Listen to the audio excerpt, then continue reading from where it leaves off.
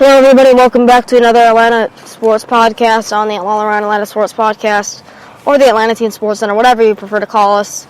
I'm your host, Blake Newsom, along with my co-host, Connor Quinn. How are you doing today, Connor?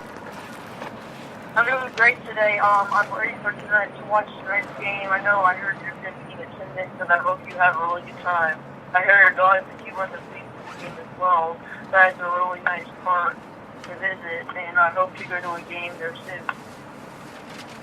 And the starting pitcher matchup tonight, Julio Chassin, former Brave, versus Julio Teheran, still our ace and our Brave.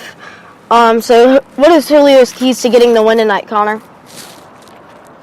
Well, first and foremost, I think the offense has to come out and just score some runs and get key hits, and hopefully he pitches up to his potential.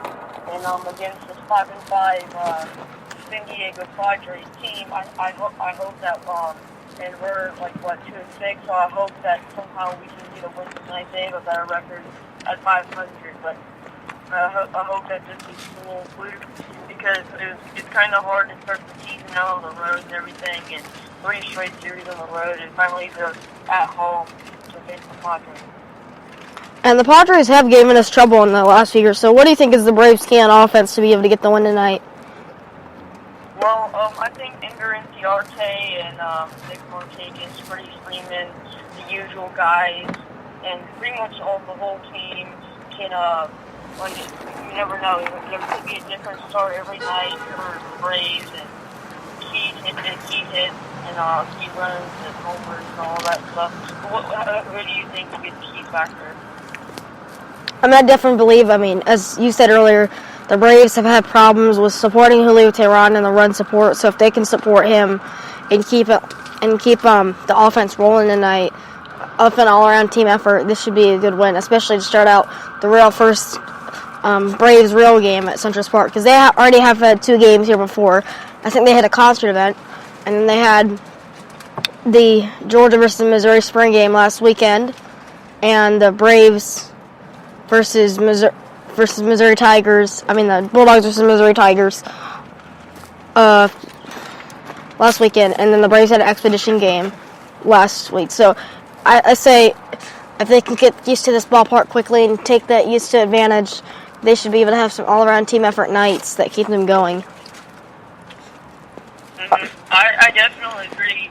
And coming into the season on our first ever podcast on opening day, after the Washington Redskins getting shut out that day up in New York at the Eagles 6-0, we were talking about how the whole season might have looked or could look in the near future, and I hope that this team grows fairly quickly.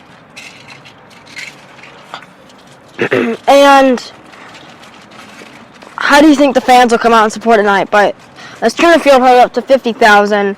I don't know how much Central Park holds, but I heard it's going to be a sold-out game, and I hope I can get to a game down there soon. My dad wasn't invited to go to a game there tonight, but he said he couldn't go due to something, due to a conflict. So we hope to get down to their game maybe in the next week or so. and that would be fun. I go tonight and tomorrow night. I'm a season ticket holder. And so, what, hold on, I'm losing track. So, getting back to the point, sorry I had to pause that, guys, there for a second, I was losing track. This ballpark is a lot smaller than the other one, but it's a whole lot different in different ways. So, they do have some of the similar stuff there, like they brought the cow over, they brought a few things over, but what do you think is going to be the most spotlighted part of the whole new ballpark?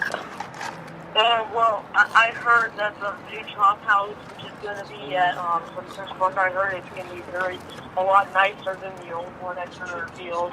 And I don't know what many people do this, but Turner Field is basically what they used for track back in 1996 for the Atlanta Olympics. Yep. When it was back here in Atlanta. and they turned into a baseball team, so it's kind of just like your average kind of ballpark.